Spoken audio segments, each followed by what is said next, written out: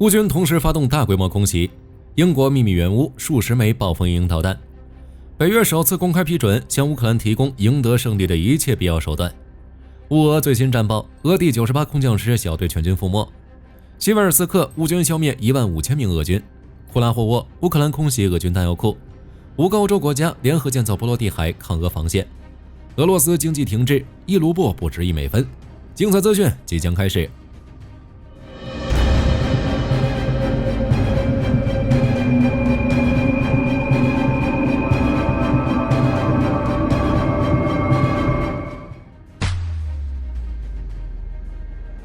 11月26日凌晨，乌克兰再次发射至少120架无人机，对俄罗斯本土目标实施打击。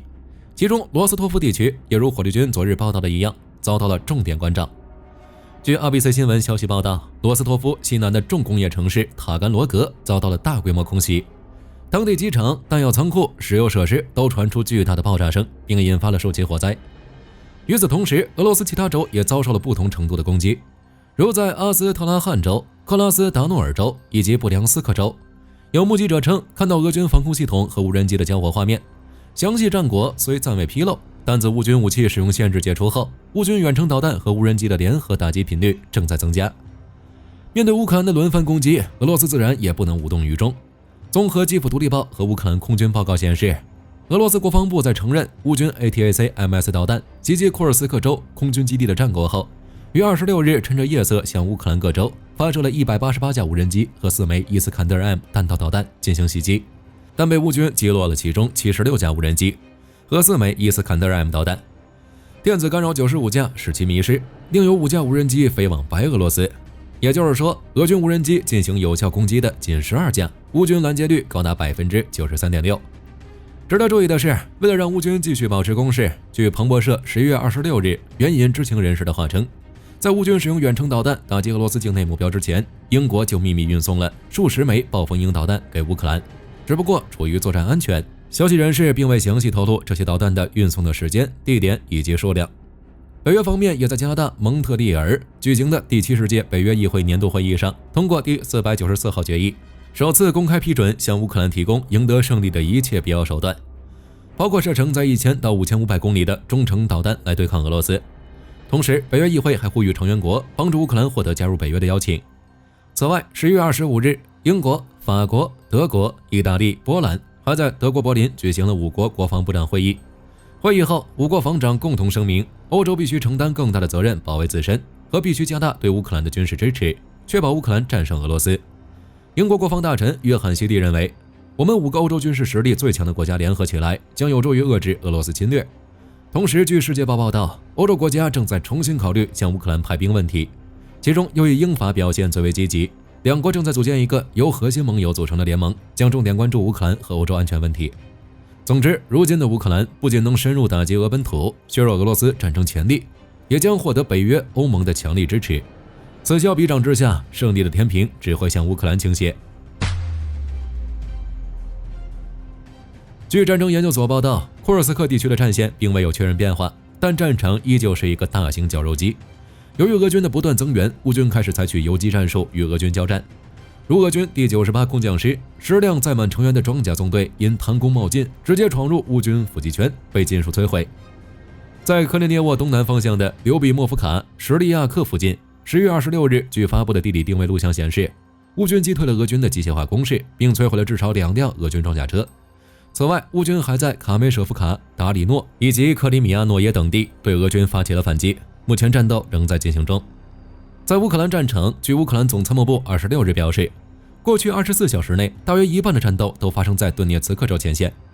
西维尔斯克方向10月26日，一名乌克兰旅长报告说，俄突击小队正在空军和炮兵的支援下对乌军阵地展开小规模进攻，但尽数被乌军击退，战线并未有确认变化。据乌克兰卢甘斯克集团军发言人波波夫尼科娃少校表示，由于过高的伤亡率和缺乏武器装备，让大量俄军士兵拒绝执行命令。波波夫尼科娃称，该方向已清除了15000名俄军。值得注意的是，此前因虚报战果的根纳季·阿纳什金上将，如今已被调往莫斯科的弗龙支军事学院任职，而他的位置由原东部军区代理指挥官亚历山大·桑奇克中将取代。恰索菲亚尔方向，在市区，乌俄两军交战于耐火材料工厂。俄军正努力在其南郊站稳脚跟。在西维尔斯基顿涅茨顿巴斯运河上，俄军每天都会进行数次穿越。但据一名作战的乌克兰连长10月26日报告称，由于低温，乌克兰的热成像无人机能轻易发现渡河俄军，并进行精准打击。红军村方向，乌克兰旅发言人10月26日报告说，俄军每天以 FPV 无人机开路，然后以组建的10到20人的突击小队对乌军阵地发起5到6次人海冲锋，偶尔会使用装甲车、坦克进行辅助。交战地点主要集中在东部的普罗米尼、克拉斯尼亚尔和东南部的彼得里夫卡方向。库拉霍沃方向，据开源情报报道，乌军第39战术航空旅发起反击，向俄军阵地投掷了多枚制导炸弹，数个俄军集结点被击中，一个俄军弹药库发生殉爆，大量武器装备被摧毁。据外界分析认为，被摧毁的这几个集结点很可能是俄军装备发起新攻势所积蓄的力量，如今被摧毁，显然缓解了乌军压力。与此同时，泽连斯基也在和乌军总司令谢尔斯基的连线中提到了库拉霍沃形势。他坦言称，这里也是最具挑战的战线，但他也强调称，乌军正在加强防线。据最新发布的地理定位录像表明，南部俄军正在达尔尼向西突进，水库北部俄军则在松策夫卡向南沿着3公里宽的战线推进。看样子，俄军正试图将库拉霍沃和附近的乌军地面交通线置于炮火控制之下，从而截断库拉霍沃乌军的退路和补给。哈尔科夫方向，乌克兰叶夫根尼·罗曼诺夫中校10月26日表示，乌军在戈普季夫卡至别尔哥罗德州内霍特夫卡的检查站附近击退了一个试图进行越境打击的俄军破坏和侦察小组。在赫利伯克和鲁基扬奇，一名作战的乌克兰军官表示，俄军正在调集预备役，准备发起新攻势。在库皮扬斯克方向，10月26日，霍尔蒂查集团发言人纳扎尔·沃格申表示，乌军已将俄军从库皮扬斯克击退，并保持了对该市郊区局势的控制。同时，乌军还收复了克里米纳西部托尔斯克市区的阵地，而此前收复的科潘基村则重新沦为乌俄交战场地。此外，乌军在使用无人机和火炮数次击退了俄军穿越奥斯基尔河的船只，并在科皮斯尼基夫卡方向进行了反击。在乌南，乌军袭击赫尔松的扎利日内港，并发生多起爆炸。虽然详细战果有待进一步披露，但作为俄军转运物资的重要港口，接下来将迎来更多的打击。正如前面所述，欧洲国家在承担起援乌大任后，也开始积极构建防御设施。目前，东欧的5个欧洲国家正在联合建造一条沿俄罗斯边境的波罗的海防线。据悉，该防线由防御工事、掩体、雷区和龙牙等组成，预计2028年完工。值得注意的是，据法兰克福汇报报道称，德国也正在制定秘密防御计划，准备应对与俄罗斯的战争。报道称，这是一份大约1000页的秘密文件，概述了一旦俄罗斯入侵北约东翼成员国时，德国该如何行动。届时，德国也将成为北约向东翼成员国部署军队、装备、食品和医疗用品的重要枢纽。数万甚至数十万北约军队会抵达德国，并从德国出发与俄罗斯军队交战。英国方面的筹备也在积极进行中，其国防副参谋长罗布·马高万中将曾表示，如有必要，英国陆军今晚就能参战。那么大家觉得，在享受了冷战结束后超过30年的和平红利，欧洲现在是否具备打赢一场可能的长期战争呢？10月26日，俄罗斯卢布汇率继续突破纪录，107.74卢布才能兑换1美元。不到半个月，俄罗斯的卢布再次贬值8%，莫斯科证券交易所则在近6个月内下跌了30%。不过，俄罗斯财政部长安东·西罗安诺夫对卢布大幅贬值的担忧不以为然。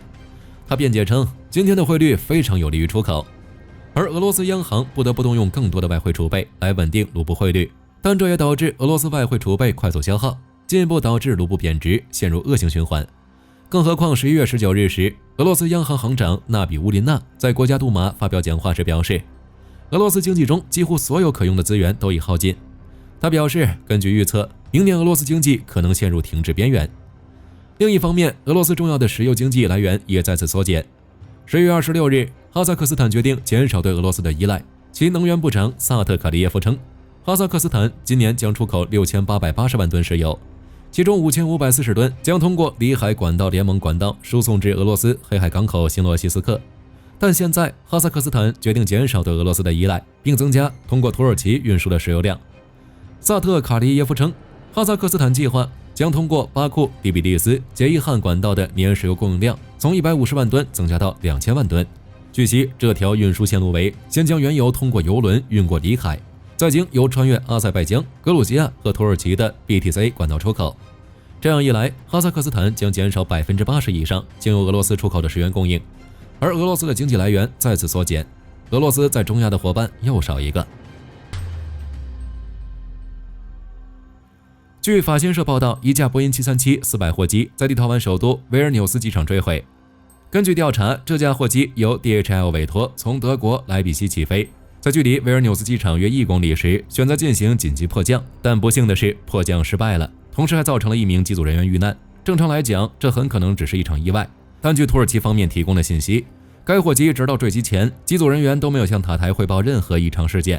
这就让整场事故变得异常可疑。在此之前 ，DHL 在德国、英国的物流中心也发生过类似的起火事件。当时这类事件被指认为是俄罗斯间谍进行的破坏行动，因此目前这起事故就显得格外敏感，不排除有组织在进行破坏行动。当然，猜测归猜测，至于这场空难的真实原因，目前仍在调查中。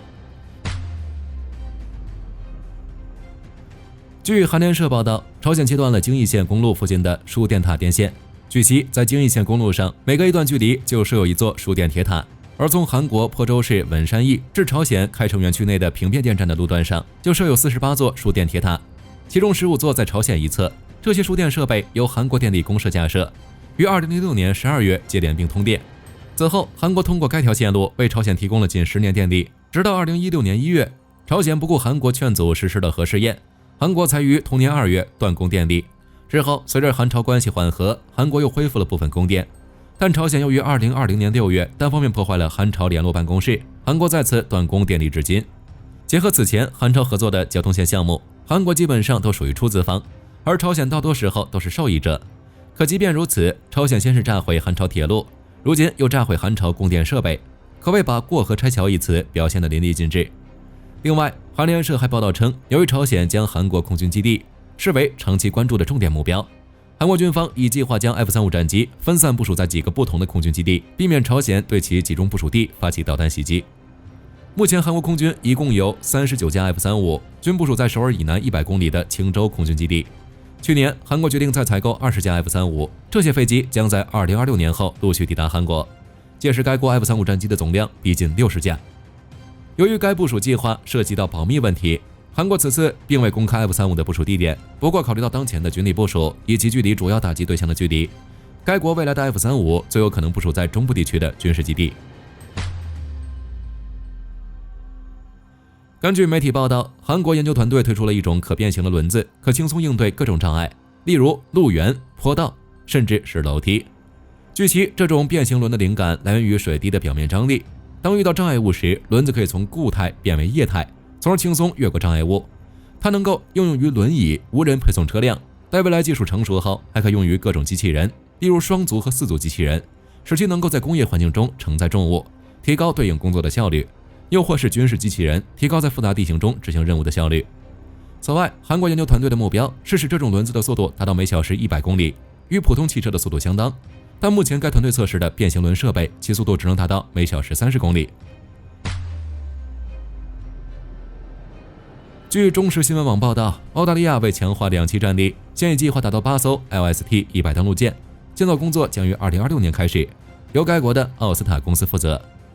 LST-100登陆舰排水量约3900吨，有效运载量超过500吨，可选择运输6辆 M1 战车、11辆赤背猪战车或26套海马斯。另外，该型舰由荷兰达门造船集团设计，因此该项目还将增强澳大利亚和荷兰的合作关系。据美国防务博客报道，美国波音公司与日本航空自卫队签署了一份价值 1.29 亿美元的合约，将对日本的 F-15战机进行性能升级。日本现役的 F-15战机机队包括163架 F-15J 单座战机和36架 F-15DJ 双座战机。这些战机中的大多数由三菱重工取得相关授权后，在日本本土进行制造，仅有14架由波音旗下的麦岛公司在美国组装。按照日本计划，将为 F-15J 战机加装 APG-82V1 主动电子扫描阵列雷达。这款先进雷达系统不仅能够强化空战能力，还可大幅提升侦测与锁定效能。目前已应用于美军的 F-15E 与 F-15EX 战机。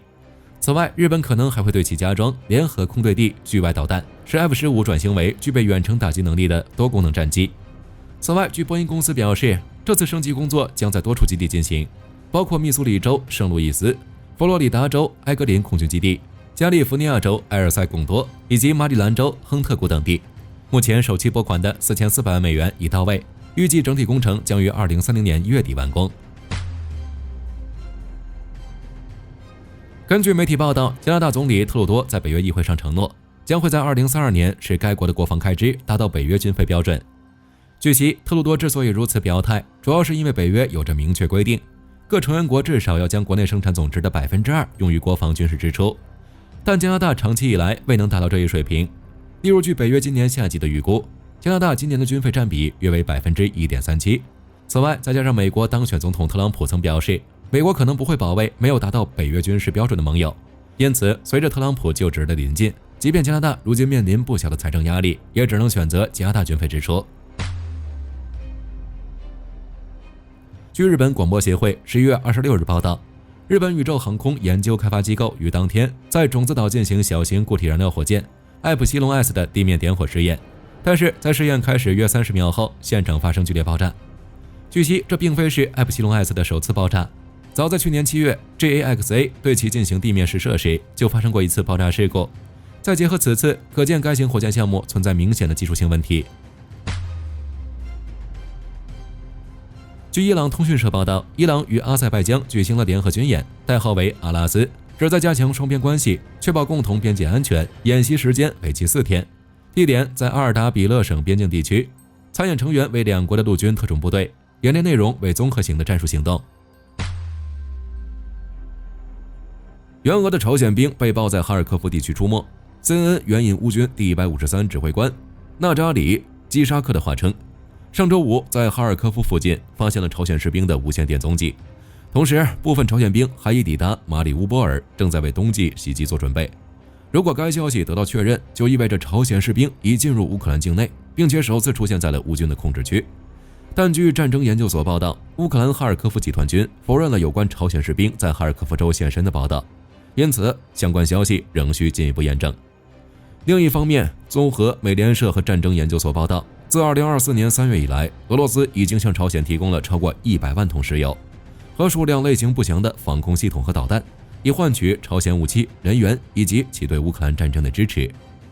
英国广播公司援引卫星图像分析称，在过去8个月时间里，俄朝双方发生了至少43次油轮往返运输物资，这些石油不用想肯定是朝鲜对俄罗斯支持的报酬。但更重要的是，据韩国国家安全顾问申元之表示，俄罗斯还向朝鲜提供了未知的防空导弹系统，明显违反了联合国的制裁。目前俄罗斯尚未就此事发表回应。至于防空系统的类型，综合朝鲜国情，韩国专家推测认为很可能是 S-400 防空系统。有意思的是，买 S-400 的国家并不止朝鲜一个，还有伊朗和印度。若是此次俄罗斯决定在伊朗或印度之前向朝鲜提供 S-400 防空系统，就意味着俄罗斯联盟的优先次序将迎来重大调整。乌俄战争改变了现代化战争的对战模式，也改变了各国的武器配置。据中时新闻网26日报道，越南的 T-54坦克也和俄军坦克一样，在四周安装了由铁网、铁组成的反应笼。这种简易防护经过乌俄战争的检验，对慢速的火箭弹有一定的防护效果。当然，更重要的还是为了防护无人机。报道称，这种金属网格不仅能在一定程度上干扰无人机的无线电波，还能抵挡住无人机投下的小型炸弹和其自杀式袭击。而越南采用这样的临时解决方案，也凸显了无人机在现代战争中的地位。世界各国都在增加新应对策略。据路透社报道，美国2架 B-52轰炸机在波罗的海地区与芬兰一同进行演训时，遭到2架俄军苏27战机拦截。报道称，俄军战机的拦截过程安全且专业，美军 B-52轰炸机并未受到影响，沿着预定的飞行路线继续与芬兰 F-18C 战机进行联合演训。芬兰空军表示，演习展现了两国在火力支援任务方面的合作能力，这种合作有助于北约集体防御。不过，芬兰空军在声明中并没有提到俄罗斯的拦截行动。好了，本期节目到这里就结束了。大家认为欧洲现在是否能与俄罗斯进行长期战争？欢迎在评论区留言讨论。我是火力军，下期再见。